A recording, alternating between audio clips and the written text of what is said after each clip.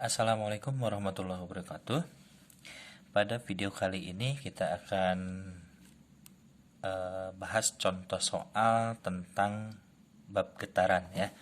Sebelum sampai ke video ini, kalian disarankan menonton dua video sebelum ini, yaitu pembahasan tentang getaran. Ada dua bagian ya. Nah, di sini ada soal begini. Perhatikan gambar berikut. Ada bandul. Nah, ini bukan tiga bandul sebenarnya ya. Ini hanya satu bandul, cuman sedang bergerak gitu ya, sedang berayun.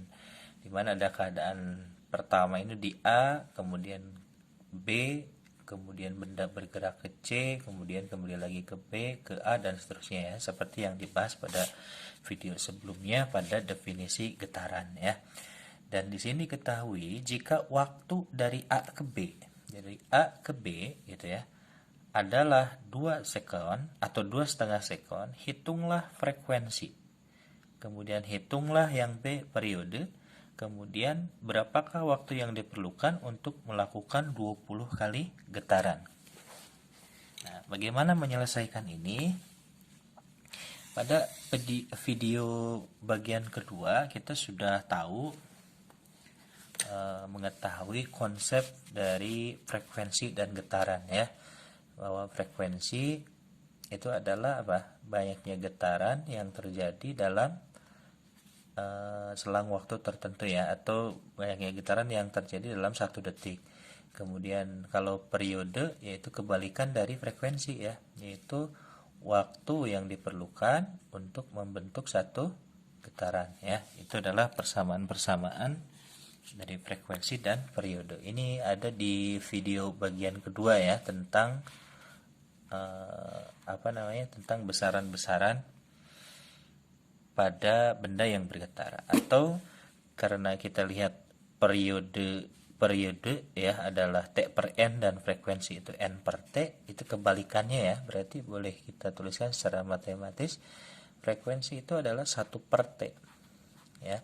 Atau periode adalah 1 per F ya. Ini sebenarnya hanya matematis saja. Frekuensi adalah 1 per T. Jadi kalau ditanya periode ya periode ke sini, frekuensi ke sini, jadilah ini gitu ya. Jadi sebenarnya ini nggak wajib dihafalkan, tapi yang perlu kalian hafalkan tuh ini. Dan ini nggak boleh ketukar ya. Kedua ini nggak boleh ketukar. Cara mengingatnya bagaimana? Ingat kalau T ya, itu di atasnya itu pasti T. Ya. Kalau ini F itu pasti N ya. Jadi kalau kamu nulis F, berarti kalau kamu nulis T itu berarti ini T-nya di atas, N-nya di bawah. Selain dari T, berarti N-nya di atas gitu. Berarti frekuensi itu N-nya yang di atas, T-nya di bawah. Gitu ya, cara mengingatnya cukup sederhana. Baik, kembali ke soal ini. Perhatikan gambar berikut. Waktu dari A ke B, A ke B.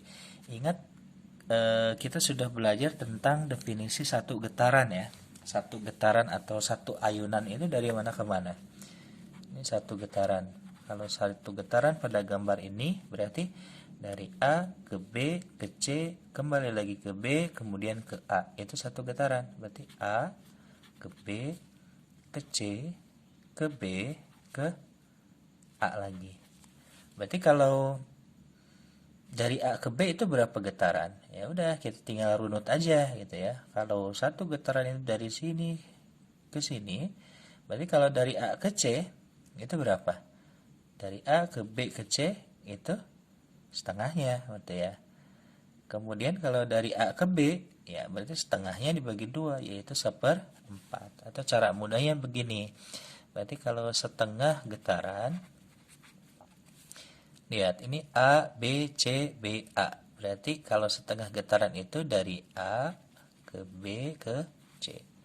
Berarti kalau 1/4 getaran berarti dari A ke B saja gitu. Atau kalian bisa lihat juga dari sini nih ada berapa langkah nih dari A ke B gitu ya. Kemudian dari B ke C, kemudian dari C ke B, kemudian dari B ke A. Ada berapa bagian? 1, 2, 3, 4. Jadi satu bagian atau satu getaran terdiri atas 4 segmen ini. Nah, berarti setiap ini adalah 1/4 seperempat, ini seperempat, ini seperempat, ini seperempat gitu ya. Seperempatnya ada 4 berarti 1. Berarti A ke B adalah seperempat. Berarti ini adalah A ke B seperempat gitu. Jadi dalam hal ini, dalam kasus soal ini ada getarannya ada seperempat. Berarti N-nya itu adalah seperempat. Berapa yang diperlukan untuk membentuk seperempat getaran ini? Nah, di sini ada 2,5 second. Ini berarti waktunya adalah 2,5. Ini seperempat berapa? 0,25 gitu ya. Nah, pertanyaannya yang pertama, berapakah frekuensi? Ya, untuk menghitung frekuensi ya tinggal F sama dengan N dibagi T gitu ya. Berapa N-nya? N-nya adalah 0,25, T-nya adalah 2,5. Ini gimana nih? Kalau nggak mau ada koma, biasanya kalian nggak suka kalau ada koma ya. Ya, hilangin aja komanya ya. Yang atas kali 100 itu jadi 25 gitu ya. Yang bawah kali 100 juga. 1, 2 berarti 250 gitu ya. Atau atas bagi 25 1, bawah bagi 25 dapat 10 gitu ya. Karena 10 kali 25 ya 250 atau 0,1 Hz. Jadi kalau dibaca apa artinya nih? 0,1 Hz artinya terjadi 0,1 getaran ya setiap 1 detik. 1 detik 0,1 getaran cukup lambat ya. 0,1 getaran setiap detik gitu. Ini karena dari A ke B saja seperempat ini 2,5 gitu. 2,5 detik. Berarti untuk untuk membentuk 1 getaran terjadi 0,1 getaran setiap detik gitu. Kemudian yang B apa? Periode ya. Periode itu ingat periode. Nah, periode ini boleh dihitung T per N ya. Kebalikannya yang ini nih. Nah, T per yang atas ini, maaf nih yang T per N. Berarti periode adalah ya tinggal 2,5 dibagi N. N-nya adalah seperempat, 0,25. Yang atas kali 100, 250 gitu ya. Yang bawah kali 100, 25. Berarti ini apa? 10 second. Artinya perlu waktu 10 detik untuk membentuk 1 getaran. Gitu. Yuk kita lihat nih. Dari sini ke sini 2,5. Berarti dari sini ke sini 2,5. Dari sini ke sini 2,5. 5 ya. Balik lagi C ke B 2,5. Berarti 7,5. 7,5 B ke A ini 2,5 berarti 10. Betul ya, 10 detik. Atau dari sini ini adalah 2,5, dari A ke B 2,5, berarti ini 2,5, ke sini 2,5, ke sini lagi 2,5. Ada 4 kali, 2,5 kali 4 adalah 10. Jadi banyak cara sebenarnya. Bisa secara rumus ini atau bisa secara gambar juga bisa ya. Nah, sekarang yang ketiga, yang C, untuk waktu yang diperlukan untuk melakukan 20 kali getaran ya.